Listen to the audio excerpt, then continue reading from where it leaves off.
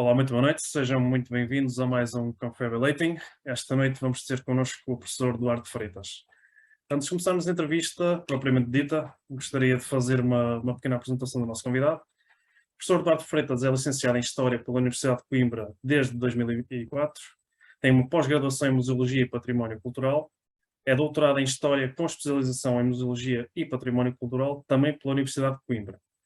A nível profissional, o professor lecionou no ensino básico e secundário na Escola Dona Maria Cândida de Mira, Portugal, desde 2003 até 2016, sendo que a partir deste ano passou a exercer funções de professor auxiliar na Universidade Autónoma de Lisboa, mais concretamente no Departamento de História, Artes e Humanidades.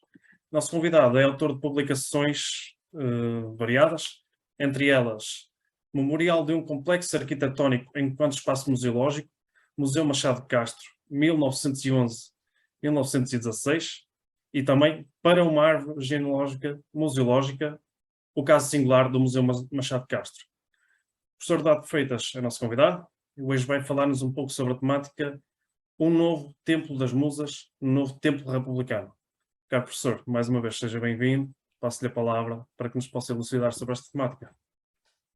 Muito obrigado, obrigado pelo convite. Tenho todo o gosto em conversar um pouco em torno da história da museologia, que é uma área onde eu tenho debruçado.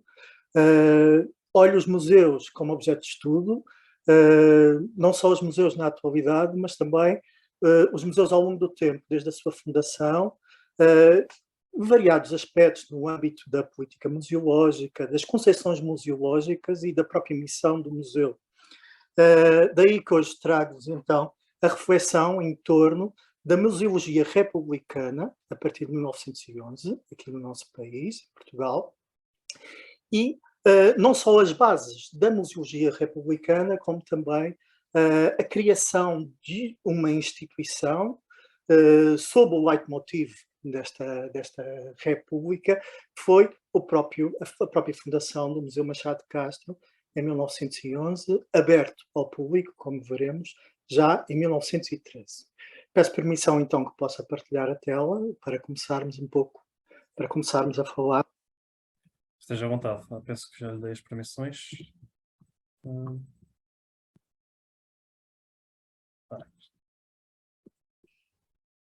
Para começarmos a falar um pouco sobre esta temática.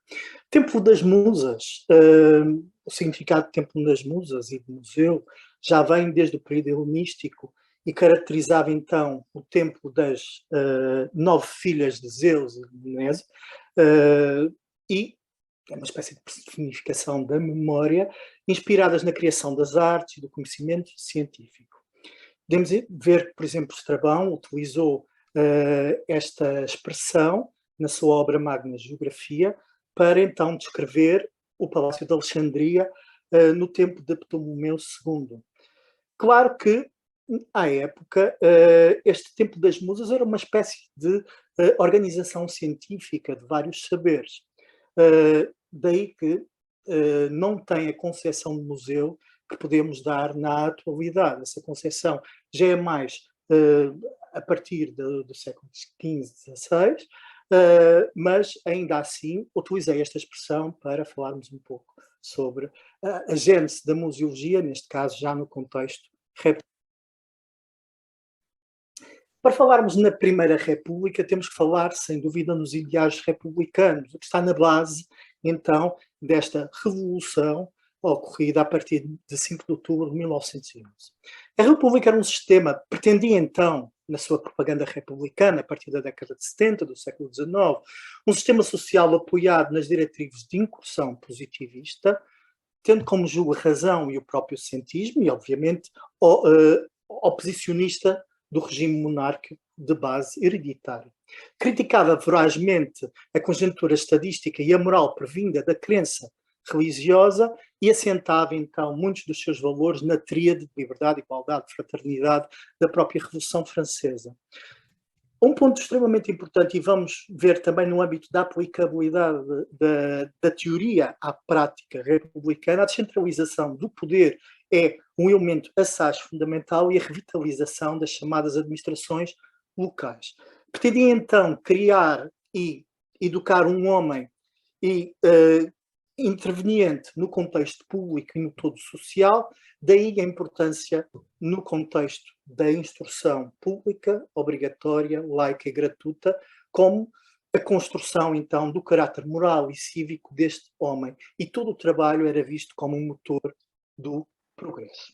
Em 5 de outubro de 1910, estas ideias republicanas, a partir da Revolução, que aqui não vou falar, senão ficaríamos só a falar da Revolução Republicana, que é absolutamente fascinante, a partir de 5 de outubro de 1910, foram então, no governo provisório, depois nos primeiros governos republicanos, então passou-se da teoria à prática.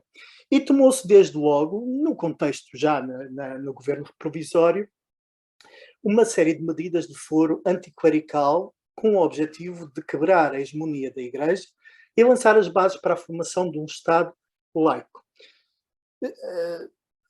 Recordo aqui uma expressão muitíssimo interessante do meu professor Fernando Catroga, professor da Faculdade de Letras da Universidade de Coimbra, que dizia que em cerca de 5 meses a jovem República decretou medidas que em França foram necessários 25 anos para serem aprovadas. Digamos que uma série de medidas extremamente concentradas, de foro claramente anticlerical, foram tomadas, o que levou, claro, também uma reação por parte quer dos afetos ao regime anterior, quer também da própria população portuguesa.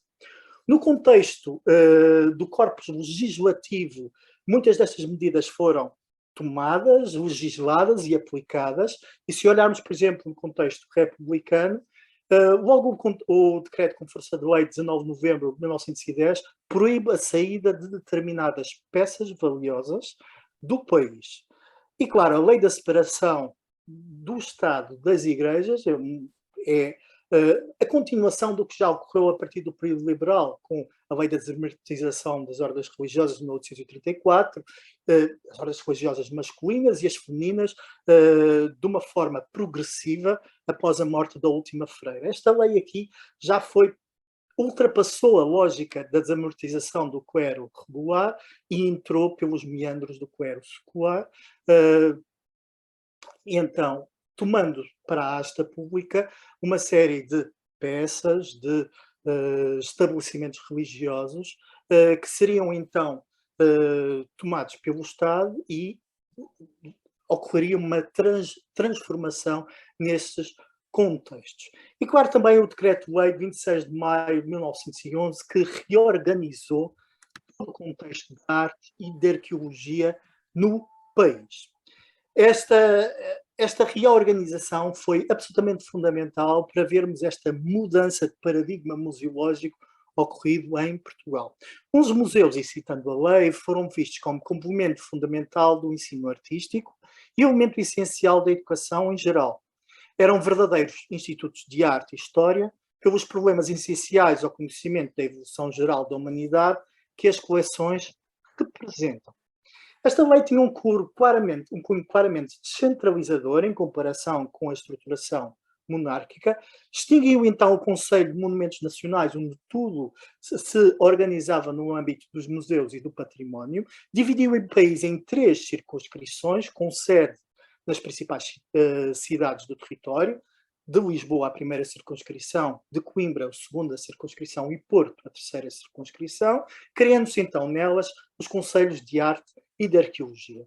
Estes Conselhos de Arte e de Arqueologia tinham então como plataforma de entendimento mais próxima do Governo Central o Conselho de Arte Nacional. Desse então uma descentralização do poder com elementos locais extremamente importantes e com peso significativo no âmbito das políticas de arte e de arqueologia no país. Tinham então como funções, desde logo, a diretoria de museus e monumentos, a aquisição de obra de arte, o arrolamento e inventário do espólio artístico e monumental, sobretudo do inventário que tinha sido desamortizado pela Lei de 20 de abril de 1911, e organizou também uma série de exposições e conferências extremamente importantes e até no âmbito da evolução do contexto da história da arte e da arqueologia em Portugal. A composição deste Conselho de Arte e de Arqueologia faziam parte deste Conselho personalidades locais importantes, afetas, obviamente, na sua grande maioria, ao regime republicano, desde logo artistas plásticos, diretores de museu, eruditos, professores das escolas industriais, belas artes, universidade, etc. E vejamos como é que a museologia em Portugal se estruturou. Na primeira circunscrição, com sede em Lisboa, estruturou-se então o Museu Etnológico Português, que tinha como fundador José Leite Vasconcelos, uma história absolutamente excepcional neste âmbito. Renomeou-se o Museu dos Coches Reais, dando uma toada quase republicana, passando então a denominar-se de Museu Nacional dos Coches. Dividiu-se o Museu Nacional de Belas Artes, criando-se o Museu Nacional de Arte Antiga, tal como o conhecemos hoje, e o Museu Nacional de Arte Contemporânea. Na circunscrição de Coimbra, criou-se então o Museu Machado de Castro, alvo desta conversa que estamos a ter, e anexou-se o Tesouro da Sé a este futuro museu, Museu Machado de Castro. Na terceira circunscrição, renomeou-se então o Ateneu Dom Pedro, passando a Museu Soares dos Reis, e só na década de 30 que passou a ser considerado nacional. Esta lei foi absolutamente essencial, uma vez que, a partir das peças e dos espaços desamortizados, começou-se a criar uma série de museus. Digamos que o sustentáculo da criação dos museus regionais tem como base, museus regionais dos dias de hoje, muitos deles têm como base, então, esta lei, que diz o seguinte: só terá de lucrar a educação regional do povo e a riqueza pública em geral, e o local por serem essas obras, depois de tratadas e conhecidas no âmbito museológico, ser então um inegável atrativo para o turista nacional e estrangeiro. Para muitos, inclusivamente para a legislação já proto-Estado Novo, e falo no decreto de 7 de março de 1932, um decreto que acabou com os Conselhos de Arte e de Arqueologia e centralizou tudo no Ministério da Instrução Pública. Ele próprio admitiu que esta lei republicana foi um marco milenário na evolução administrativa deste ramo dos serviços públicos. Há autores, inclusivamente, que dizem, por exemplo, Jorge Custódio, que diz que esta lei é extremamente atual e que poderia ser, inclusivamente, aplicada. Mas, mais uma vez, a legislação, o problema não é propriamente a concepção das leis, mas o colocar em prática muito desse corpus legislativo.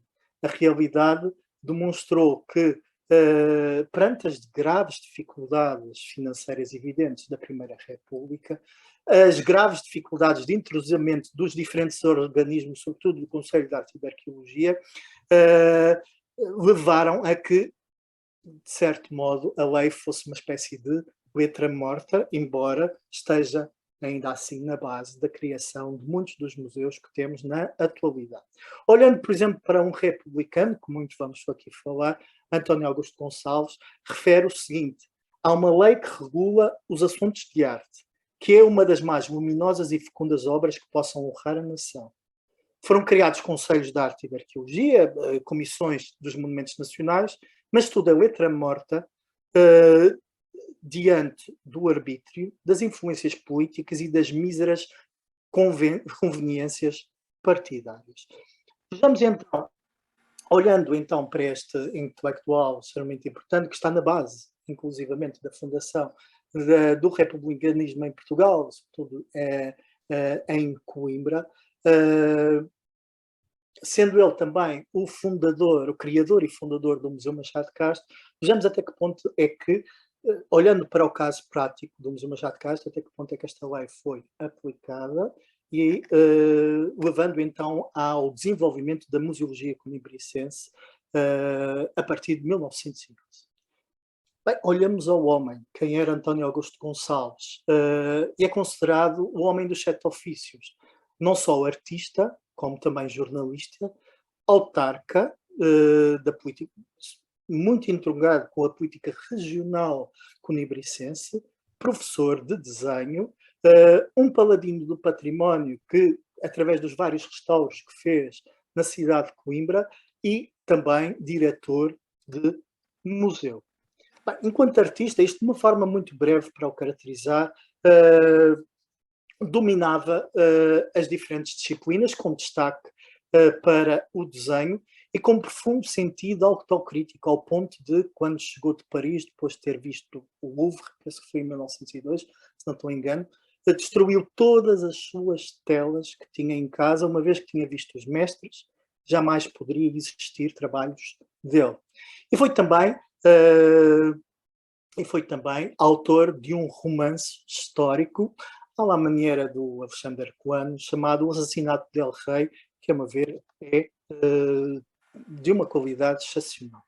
Como jornalista, para além de fundar, já em 1872, o periódico Zéfiro, escreveu em mais de 30 títulos em Coimbra, uma série de 600 artigos que eu já inventariei, e estou a ultimar uma publicação sobre esta personalidade e os seus artigos, muitos deles assinados por siglas, por pseudónimos, temáticas, por exemplo, no âmbito da museologia, da pedagogia artística, da conjuntura política regional, internacional, e era considerado um grande poemista. A sua pena era, inclusivamente, extremamente temível.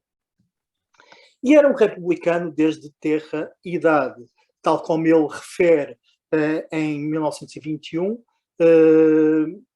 diz que se fez no ódio às mentiras da Igreja, aos seus crimes da Inquisição, e foi republicano, e enaltece então a sua moral, que às vezes não parece deste tempo, passando a citá-lo.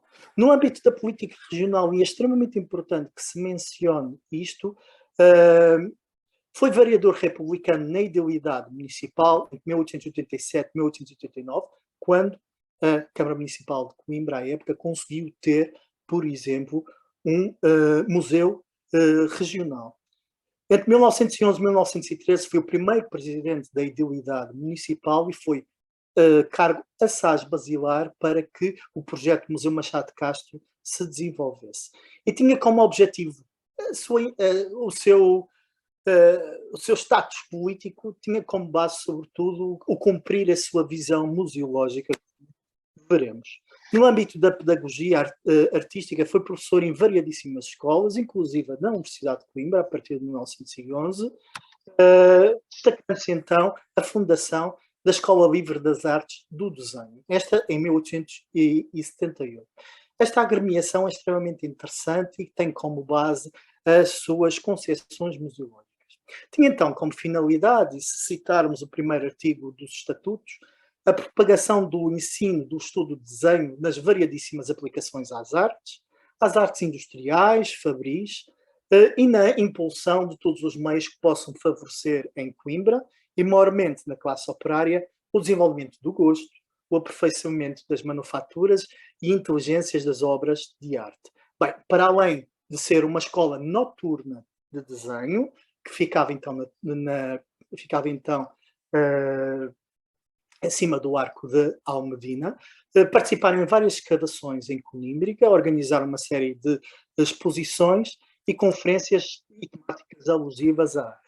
Saíram desta Escola Livre das Artes do Desenho artistas de primeiríssima água, e cito aqui alguns somente: João Machado, como canteiro, escultor, Lourenço Chaves de Almeida, serralheiro mecânico, e um forjador assaz excepcional que fez, por exemplo, o lampadário da Batalha, o Soldado Desconhecido, Manuel Martins Ribeiro, ou Fausto Gonçalves, etc.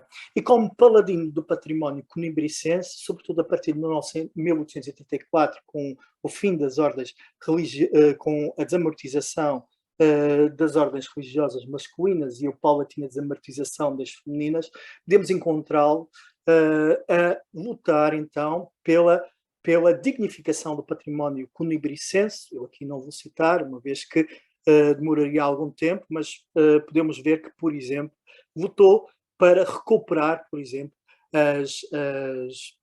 o património existente nas Ursulinas e em vários locais que aqui podemos encontrar. Por exemplo, no âmbito do restauro, para além de restaurar a Sé Velha de Coimbra, foi também o planejador do restauro da Igreja de São Tiago, do claustro do Mosteiro de Celas, como sabem, tem capitéis historiografados absolutamente magníficos, do Colégio de São Tomás, do próprio Paço Episcopal, onde se instalou o Museu Machado de Castro, e da Igreja de São João de Dão.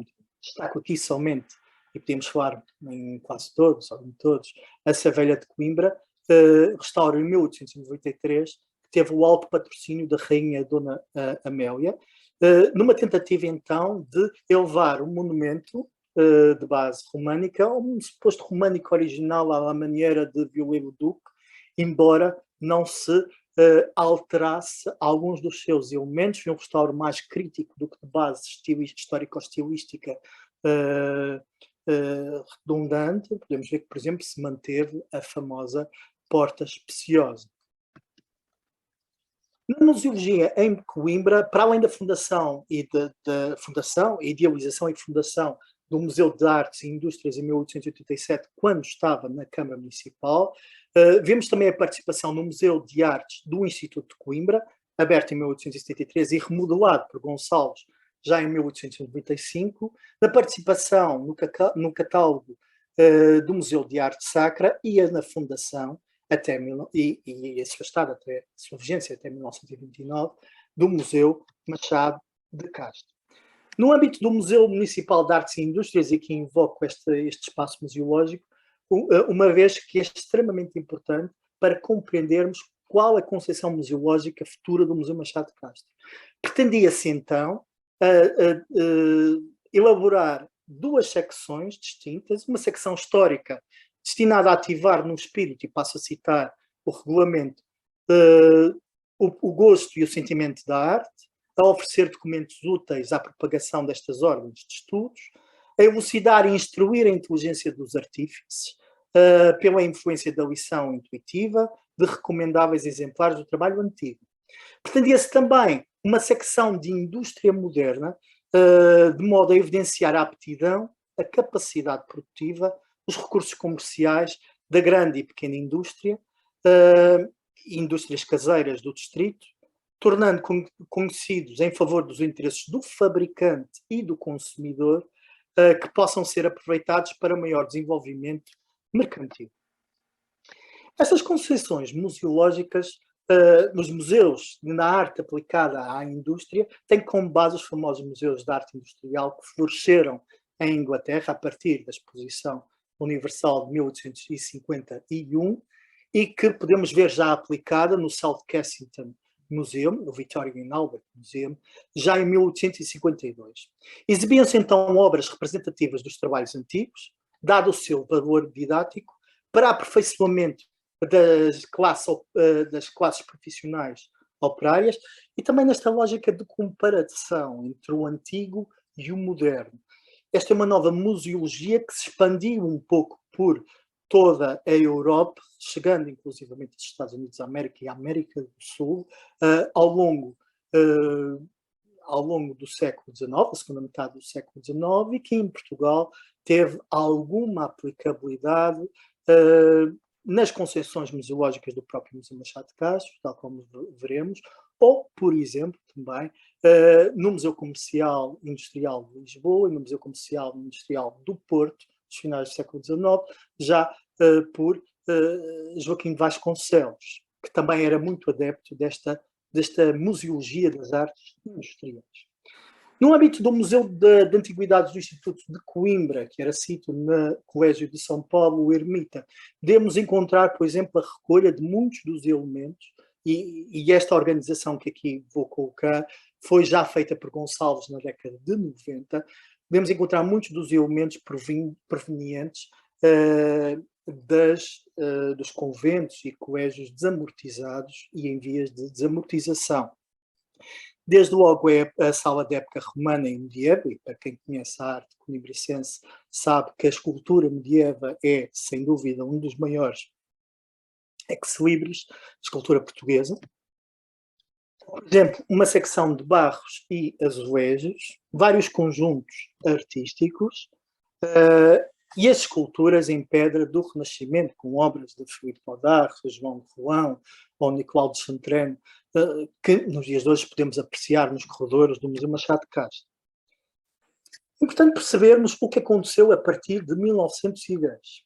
Com a Revolução de 5 de Outubro de 1910, pretendeu-se então, desde logo, remodelar toda a museologia comimbricense a partir de um movimento organizado por Gonçalves e por várias figuras, algumas delas ligadas à maçonaria, à Loja Montanha, comimbricense, e não só, pretendendo então a reorganização da museologia comimbricense, tendo por base os espaços já existentes, criando-se então um espaço maior, um futuro compromisso museológico a criar necessidade, que deveria então partir, e aí passo a citar uma carta aberta ao Governo da Primeira República, devia partir então do aproveitamento de alguns estabelecimentos que porventura o Governo tenha em mente suprimir.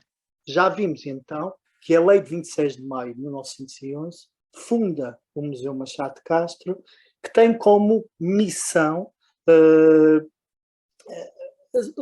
o seguinte: com a designação do Museu Machado de Castro, é criada na segunda circunscrição um Museu Geral de Arte Geral, organizado principalmente no intuito de oferecer ao estudo público coleções exemplares de evolução da história do trabalho nacional e que será ampliado com uma secção de artefactos modernos, destinada à educação do gosto público e à aprendizagem das classes operárias. Mais uma vez, esta museologia das artes industriais, aqui o artefacto antigo que dialoga com o artefacto moderno.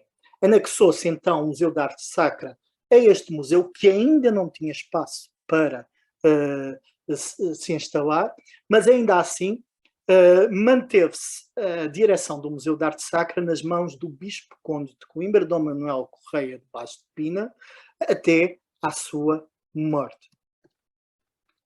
Porquê Joaquim Machado de Castro? Ainda hoje o Museu Machado de Castro não tem uma única peça deste célebre escultor do século XVIII. Enaltece Machado de Castro por ser escultor conimbricense e, sobretudo, pelas chamadas didática das belas artes.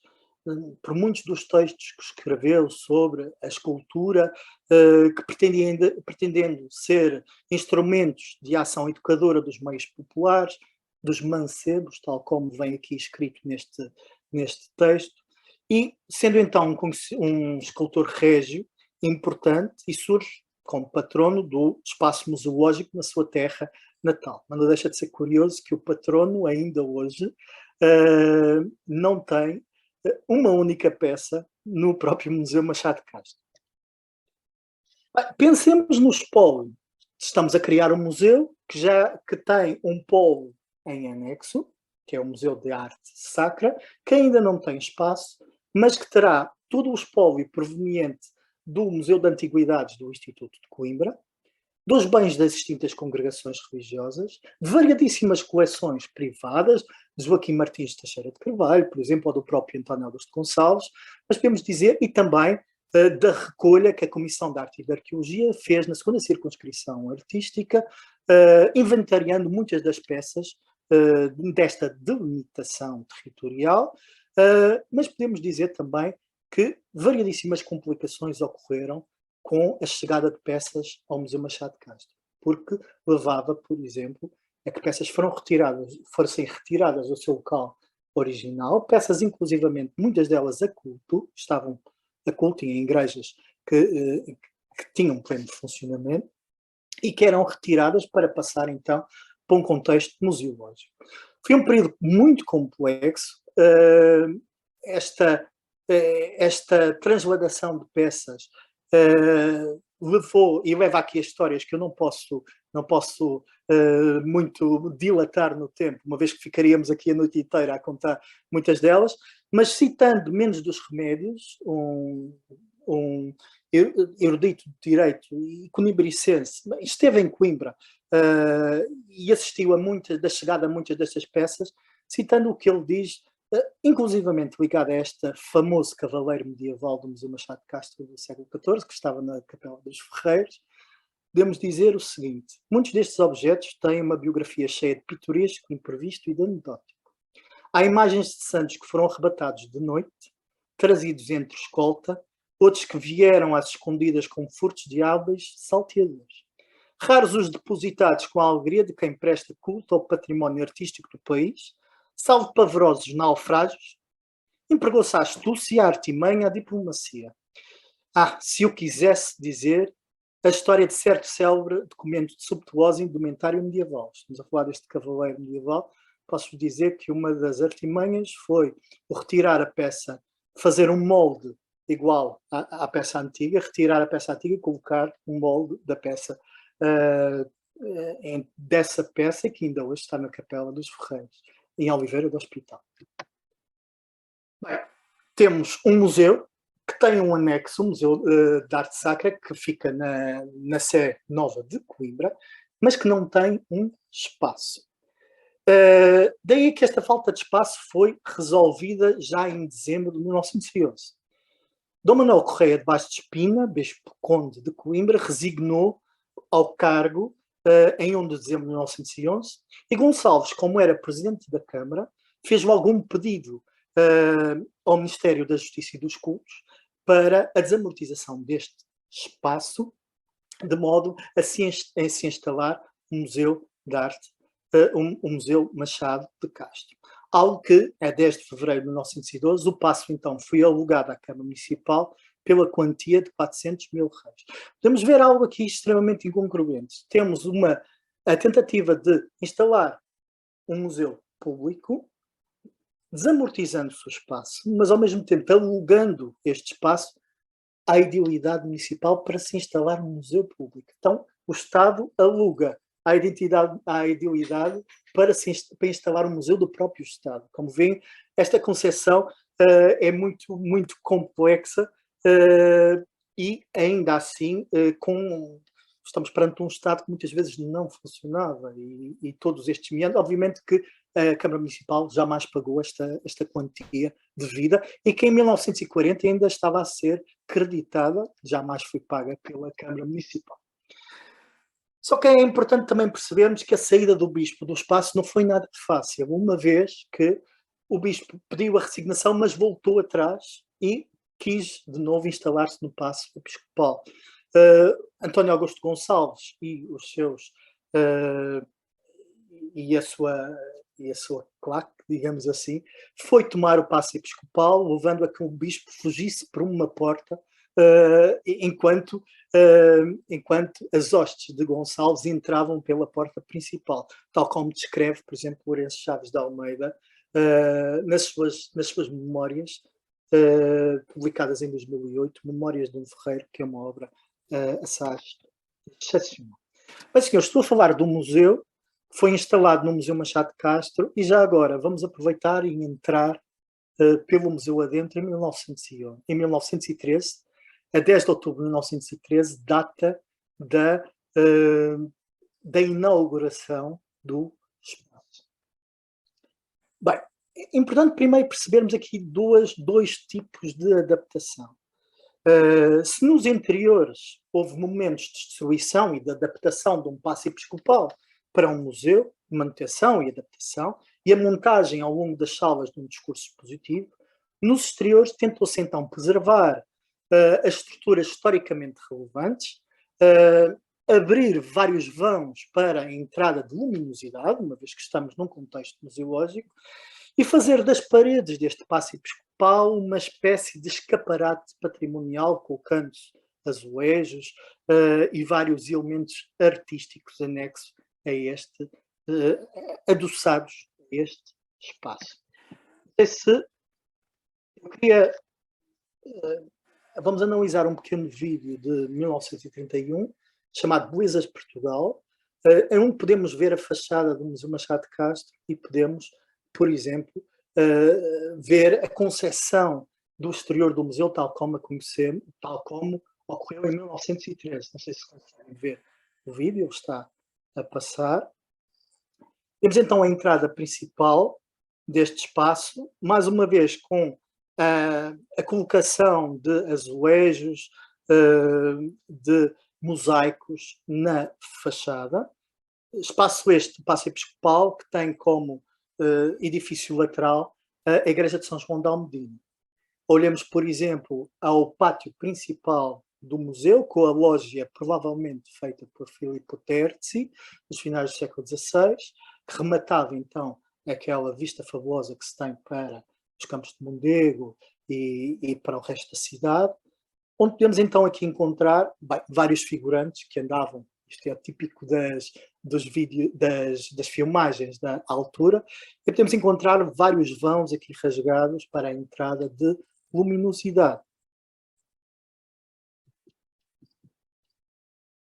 Olhamos também rapidamente ao seu interior, e estou quase a terminar, e vemos a colocação, por exemplo, a criação de uma concepção museológica já mais ou menos organizada, sobretudo neste primeiro pavimento. Encontramos uma secção romana, onde muitos dos elementos exumados em Conímbriga foram aqui colocados, desde os mosaicos, desde várias colunas, etc. Uma secção medieval, por aqui com a arcada pré-românica de São João de Almedina e uma série de escultura medieval aqui colocada, embora a profusão de peças seja significativa, à maneira da museologia da época, há que dizer. Não foge muito do que se encontra. Por exemplo, da Galeria da Renascença, que é o Ex Libris da arte do século XVI em Coimbra, aqui com vários retábulos reconstituídos, ou por exemplo com a Última Ceia de Odarto, Filipe Odarto, aqui também colocada. No segundo piso, no primeiro piso as coisas estavam mais ou menos organizadas por época. No segundo piso criou-se uma série de conjuntos. A organização museológica não é tão conseguida. Por exemplo, neste vestíbulo sudeste encontramos o conjunto de mobiliário e de tapeçarias. De mobiliário, tapeçarias e alguma escultura em madeira. Aqui uma sala de faiança mais ou menos organizada, com peças sobretudo de António Augusto Gonçalves e da coleção de Joaquim Martins Teixeira de Carvalho, mais conhecido por Quinho Martins. Uma sala de escultura em madeira, com a montagem de vários retábulos. A colocação de mobiliário e também de escultura em madeira na sala 11ª. A manutenção do oratório privado do bispo, onde se colocou então também uma série de peças de arte sacra e de devoção retiradas sobretudo dos conventos femininos. E aqui a sala principal, o salão do Paço Episcopal, onde se colocou, por exemplo, a pintura antiga. Muitos dos quadros, alguns sobretudo do século XVI e XVII em diante, misturados aqui com o mobiliário e com a interferência do teto já dos finais do século XIX, de Eugênio Coutrinho, a típica salão principal do Paço Episcopal.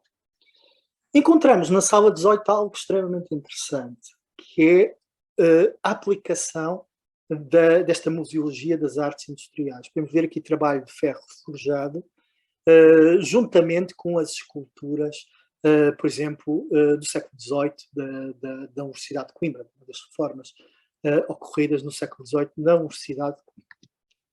Antes de passar aqui a esta temática, senhores, será que estamos perante um Museu de Artes Industriais? Será que estamos perante... Será que esta museologia das artes industriais está aqui bem aplicada, ou estamos perante um museu de artes ou de belas artes em geral? A meu ver, Gonçalves pretendeu fazer um museu de artes industriais, mas o espólio, o acervo, digamos assim, sobrepôs-se à sua vontade. E o que se tem aqui, sobretudo, é um grande museu de belas artes, onde a escultura é a disciplina principal. Falando num último ponto, já sobre a igreja de São João de Almedina, tem a ver com o tal tesouro da Sé que estava na Sé Velha de Coimbra, e aqui marco inclusivamente no espaço quais as suas salas. Com a morte do Dom Manuel Correia de Baixo Espina, a 19 de novembro de 1913, deu-se então a passagem deste Museu da Sé para a Igreja de São João de Almedina, como vimos, que era ladeado então no Museu Machado de Castro. E esta passagem, esta desamortização da Igreja de São João de Almedina, que à época estava ao culto, aberta ao culto, gerou em Coimbra uma autêntica guerra entre católicos e republicanos. Vejamos quais eram as fações. Os católicos foram comandados, sobretudo, pelo CADC, o centro, então, dos católicos de Coimbra, em particular dos estudantes deste Centro Académico de Democracia Cristã, liderados, então, por duas figuras que depois, mais tarde, serão absolutamente centrais na política portuguesa. Estou a falar do quintanista de direito António de Oliveira Salazar e do futuro cardeal patriarca de Lisboa, esqueci-me agora o nome dele. Estou a falar, o nome já recordo. Em 15 de março de 1914, na Sé Velha, chegou-se a vias de facto em que Gonçalves Cerejeira, agora o nome do candeal patriarca de Lisboa, futuro cardeal patriarca de Lisboa, na época do Estado Novo, em que Gonçalves Cerejeira, António de Oliveira Salazar, juntamente com os estudantes do CADC, tentaram então criar um comício contra esta desamortização da Igreja de São João de Almedina. Gerou-se então um confronto físico com trocas de socos e bengaladas, tal como à época se refere nos jornais, entre então esta facção católica monárquica, com muitos monárquicos comimbricenses, e depois também os republicanos, aquele republicano da chamada Formiga Branca. Era uma facção de arruaceiros antigos elementos da Carbonária, afetos a Afonso Costa e às políticas de Afonso Costa, que eram chamados para tudo, sobretudo para armar confusão nas grandes cidades e para apoiar as medidas do governo costista. Não deixa de ser curioso que Gonçalves Cerejeira, a esta época, nós podemos inclusivamente encontrar esta referência nos seus diários. Chegou inclusivamente a comprar uma Glock, sabemos, uma arma, para... há claramente esta passagem maravilhosa no diário dele, que acordou, foi-se conversar, comprou uma Glock e foi assistir à missa à Igreja de São João de Almedina. Só que à época, a trombeta carbonária, neste caso a Formiga Branca, até se tinha portado bem nesse dia. Como podem ver, estes foram os debates em torno da Igreja de São João de Almedina, que chegou inclusivamente, como veremos depois, a passar a Museu de Arte Sacra.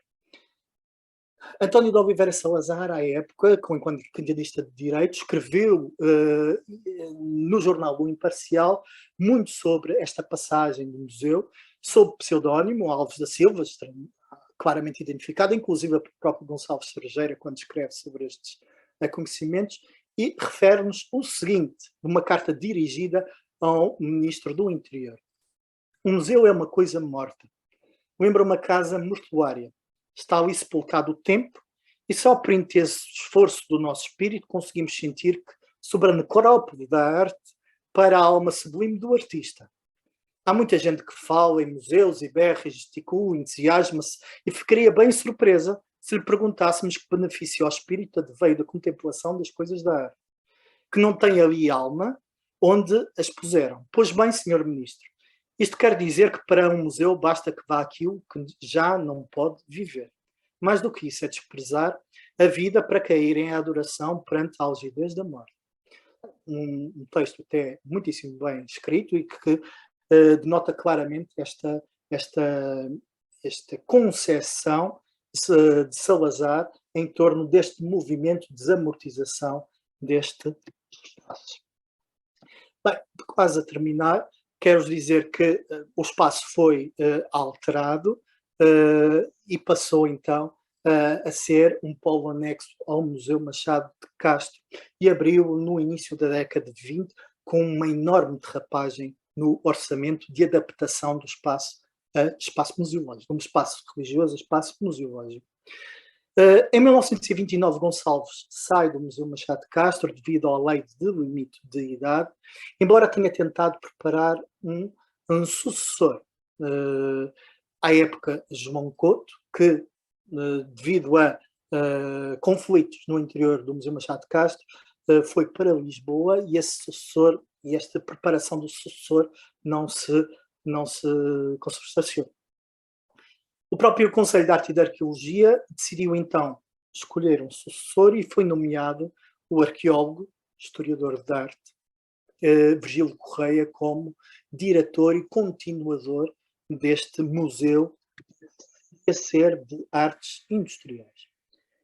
Para terminar, deixo aqui somente uma espécie de testamento museológico do que António Augusto Gonçalves pretendia fazer do Museu Machado de Castro. E diz o seguinte: o Museu Machado de Castro é certo que tem prestado elucidações e paradigmas a merceeiros, entalhadores, etc.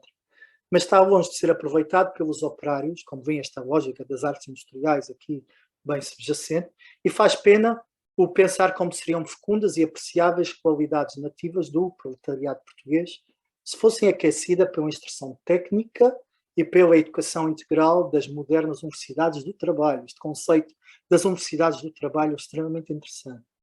Reconheço então que desperdicei a vida a pensar em utopias e inércias, como a leviandade de quem erra uma operação de aritmética. Anos consecutivos de cuidados e fadigas absolutamente gratuitas. Para que tanta canseira e contrariedades, se ninguém aproveitou por isso? Bem, senhores, nos dias de hoje nós aproveitamos com isso, uma vez que temos talvez o segundo maior museu de arte antiga do país e é considerado o maior museu de escultura em pedra da Península Ibérica, que é o Museu Machado de Castro, e se não fosse quer a lógica republicana de instituição de uma realidade museológica em Coimbra, nova realidade museológica em Coimbra, quer o esforço do António Augusto Gonçalves para a edificação deste espaço, provavelmente muitas dessas peças poderiam perecer e poderiam, por isso simplesmente, não existir até aos dias de hoje. Eu noto que me estendi um pouco para além do que pretendia. Valeu a pena. Mas gostaria de ouvir as vossas questões, as vossas interpelações em torno desta temática.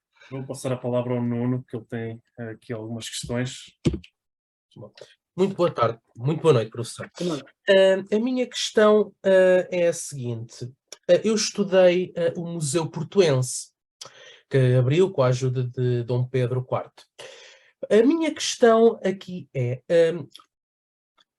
existe uma época em que se começou a olhar mais para a conservação do espólio em geral, uma vez que o Museu Portuense sofreu, o espólio do Museu Portuense sofreu bastante com as más condições do local, principalmente a umidade do espaço. E gostaria de saber se existe realmente uma época onde se pode datar um início da preocupação da conservação do espólio.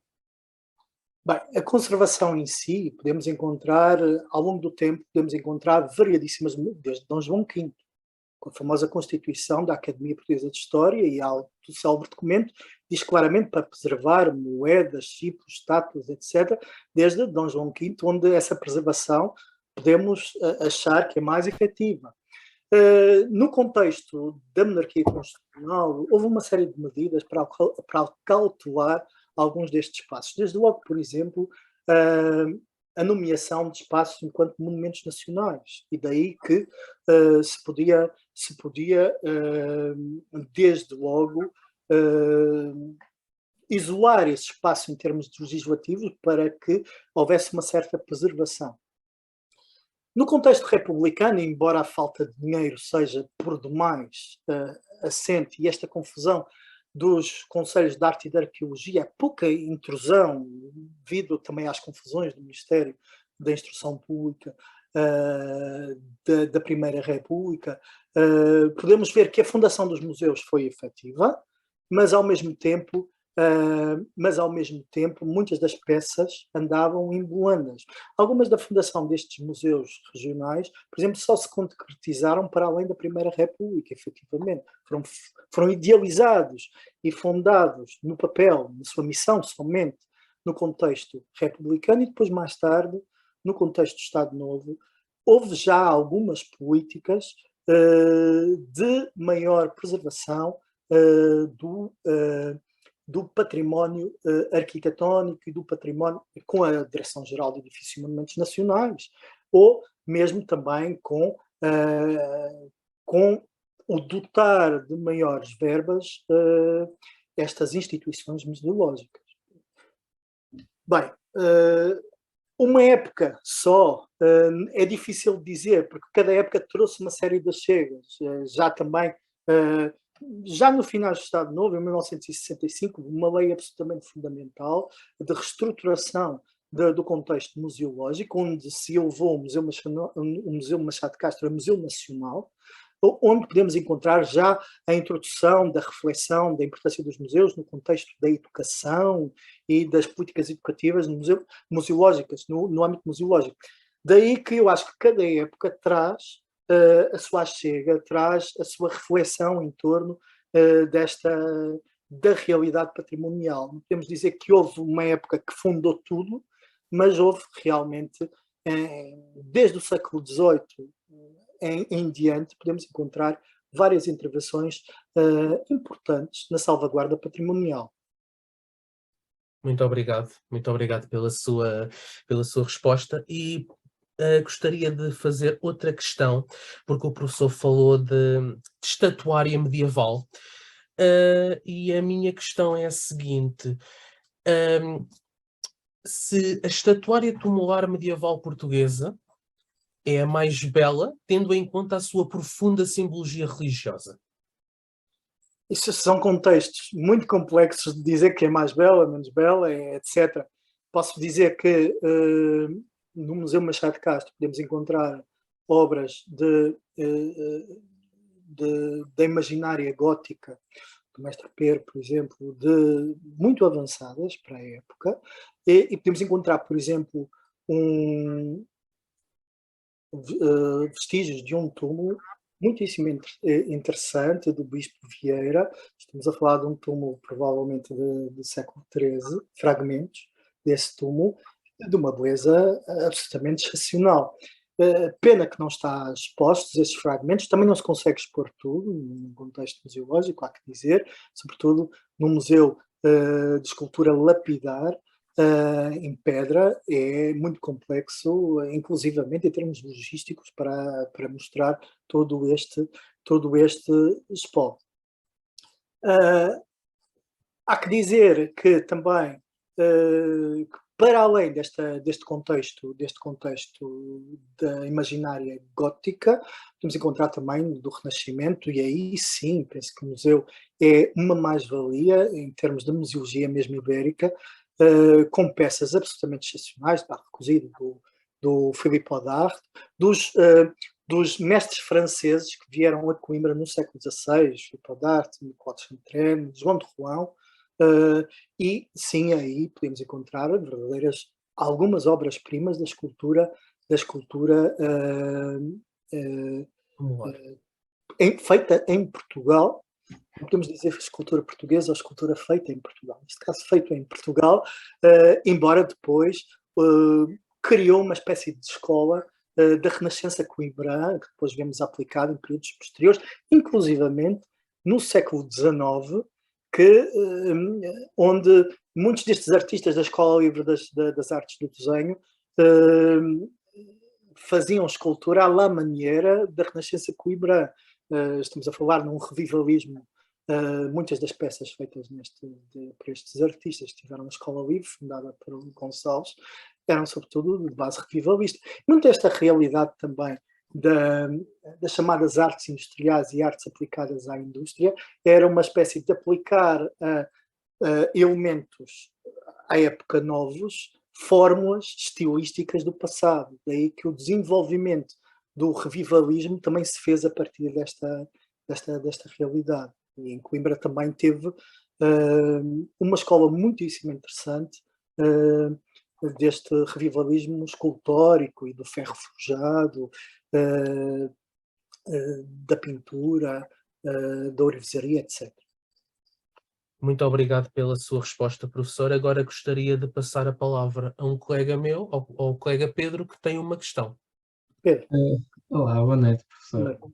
não Gostei bastante de alguns momentos, sobretudo na parte em que refere do Museu de Artes Industriais, no século XIX, porque na DGPC diz que esse interesse pelo património industrial surgiu sobretudo na década de 80 do século XX, então achei interessante.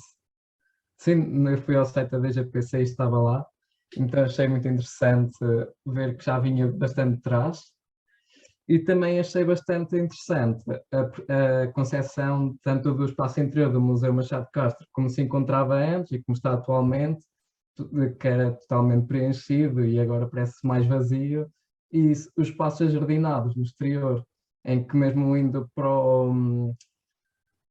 a Biblioteca Joanina ou para outras zonas de cidade, sendo que se perdeu um bocado os espaços ajardinados, que havia muito esse interesse.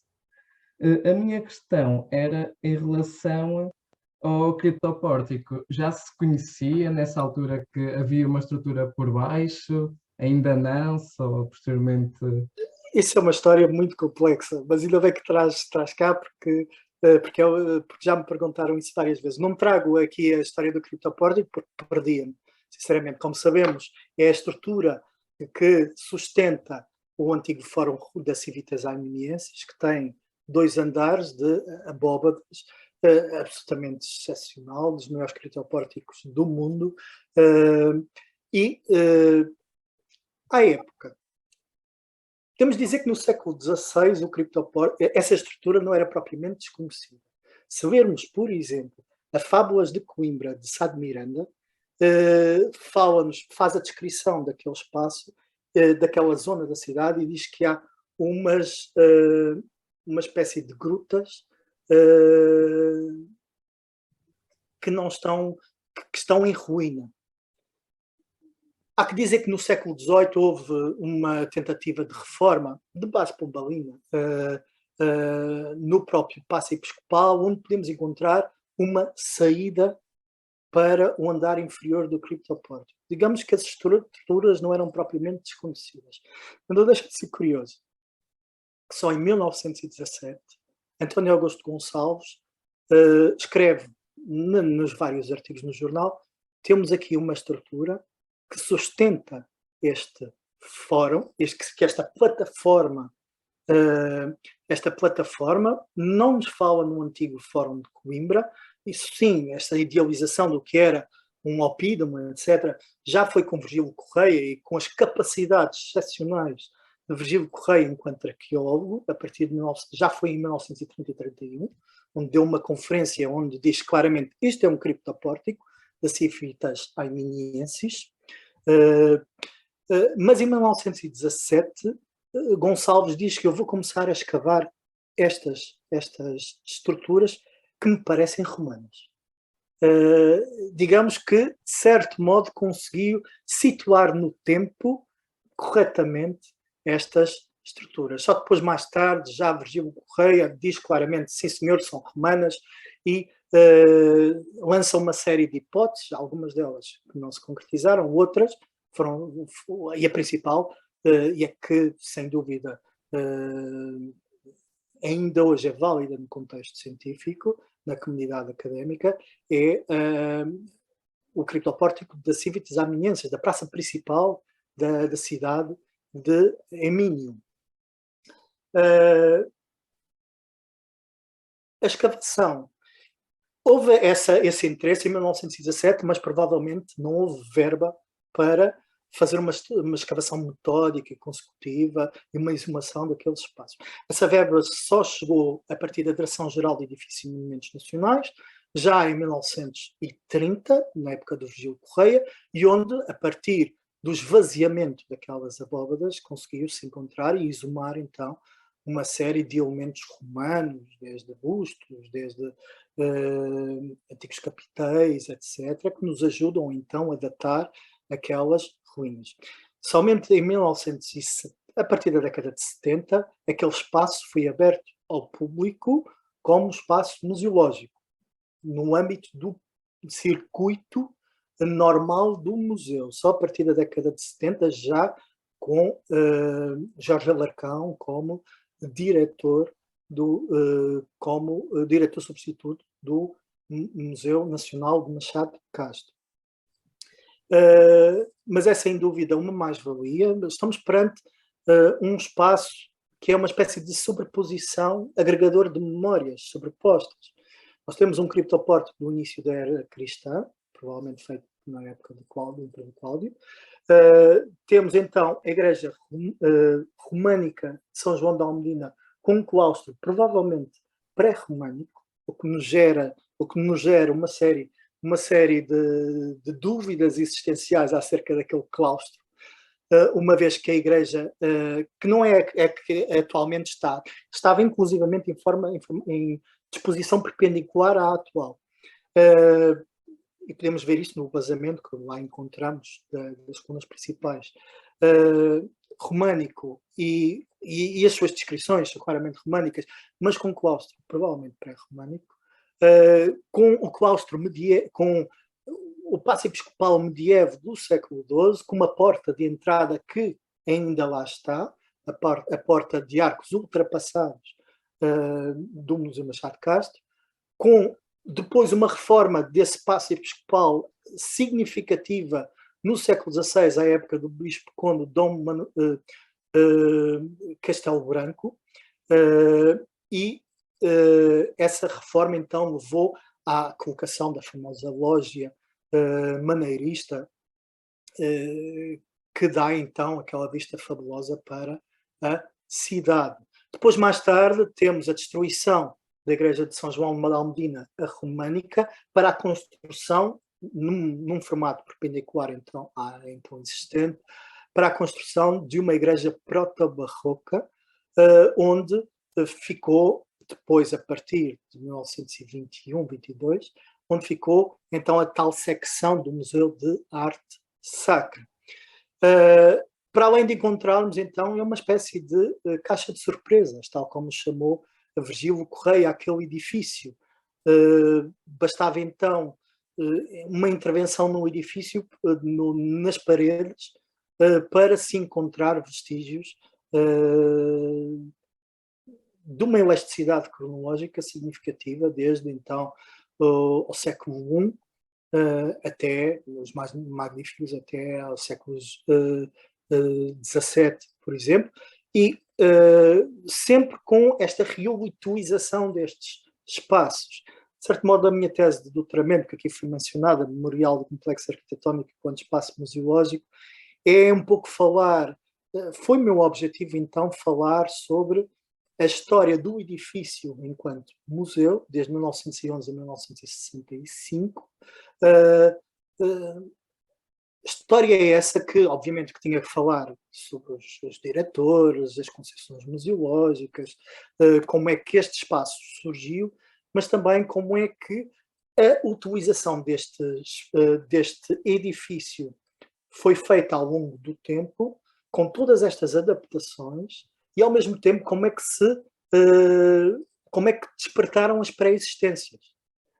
Como é que tudo isto veio ao de cima, como é que o claustro pré-românico veio ao de cima, como é que a porta de arcos ultrapassados também, quando é que foi exumada, quando é que foi então colocada tal como a conhecemos nos dias de hoje, e também as várias asneiras, há que dizer, da Direção-Geral do Edifício de Monumentos Nacionais, feitas, e esse o antecedente, feitas desde 1911, asneiras estas por vezes são de tal modo estruturais que nos dias de hoje nem dá para reverter essas intervenções. Mas podemos dizer então que o Museu Machado de Castro é uma espécie de jogos de espelhos entre aquilo que a cidade já foi e a obra nova também, a intervenção feita por Gonçalo Berno, há quem goste e há quem não goste. Eu aqui esquivo-me a intervir sobre esse assunto, porque tenho uma opinião muito pessoal, mas também a obra nova feita e nos inícios da década de 2000, numa tentativa então de unir esta realidade destas estruturas antigas e dando e dotando o espaço de maior capacidade museológica. Daí que é um espaço interessante, devido a esta sobreposição de memórias, e espaço único no país, onde podemos encontrar, onde encontramos é o espaço onde há mais monumentos nacionais por metro quadrado do país. É que para além do edifício do Paço Episcopal, que é monumento nacional, foram lá anexadas em 1930 dois portais provenientes do Convento de Santa Ana, que eram monumentos nacionais, um outro portal proveniente do Colégio de São Tomás, podemos ver ali na zona da Rua de Salvador, também monumento nacional, e onde foi colocada a partir de 1965 a Capela do Tesoureiro, de João de Rolão, que é aquela estrutura magnífica que vai estar na sala principal da escultura do século XVI, da Capela do Tesoureiro, na monumental Capela do Tesoureiro, que já foi monumento nacional, mas nos dias de hoje depois foi desclassificada. Mas ainda assim, esta concentração de edificações com esta designação, por metro quadrado, só encontramos no Museu Machado de Castro, digamos assim. Daí que me levou a estudá-lo e pensar em estudá-lo. E confesso que quando iniciei o meu estudo, depois vi-me assoberbado com isto tudo, pensando que ia estudar um espaço que era museu. Depois comecei a estudar a arquitetura e tive que ficar por aí, porque já vinha nas 1000 páginas, porque queria estudar o serviço educativo, queria estudar a exposição, queria estudar tudo, e ainda estava hoje a escrever, provavelmente. Daí que às vezes nós temos determinado objetivo para a nossa vida académica e tive que o encurtar significativamente, e ainda assim apresentando, penso eu, um estudo que pelo menos me deixou satisfeito e que gostei do resultado. Digamos assim, posso dizer também que o resultado foi premiado mais do que uma vez, o estudo, pelo Prémio Vítor Sá de História Contemporânea e por um prémio da Associação Portuguesa de Museologia. Daí que, bem, eu depois consegui que a tese também fosse publicada, logo a seguir que foi defendida. A miúdo também vou publicando questões temáticas sobre este museu, uma vez que o que recolhi só utilizei um quinto na tese, um quinto daquilo que recolhi, daí que tenho muito material e quando em vez vou estudando desde essas realidades, da realidade mais expositiva, da expografia do museu, e que me tem dado algum gozo, embora não esteja só nesta área. Faço muita história empresarial e história contemporânea em geral, e na atualidade estou inclusivamente a fazer trabalhos no âmbito de empresas estabelecidas nas colónias dos finais do século XIX. Vai seguir agora um sobre a Companhia da Ilha do Príncipe, uma companhia de cacau que foi fundada nos finais do século XIX e que só terminou em 1974.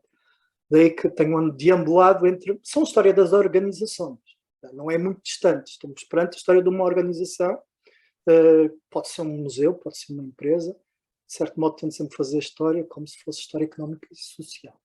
É sempre esse, embora fale em museus, em peças, etc., a base daquilo que faço é sobretudo história económica e social. Professor, muito obrigado por esta apresentação. Em meu nome e do resto da minha equipa, eu queria mais uma vez agradecer por toda a disponibilidade e gentileza demonstrada em estar aqui, falar connosco e explicar-nos sobre este vasto mundo da museologia e principalmente este período tão interessante que é a transição monárquica para o republicanismo. Eu queria lhe agradecer mais uma vez e também aproveitar para também quem tiver interesse em seguir mais sobre esta temática e sobre o trabalho do professor, nós vamos deixar todos os links do professor na descrição. Mais uma vez eu queria agradecer ao professor. Obrigado. E peço então para colocar também, uma vez que a tese está disponível online pelo repositório da Universidade de Coimbra, peço então também que coloque, e assim, para ficar disponível para quem quiser. Sim. Com certeza. Pronto, resta-me desejar uma boa noite a todos que estão a ver. Obrigado e continuem connosco. Boa noite, obrigado pelo convite e até à próxima. Obrigado.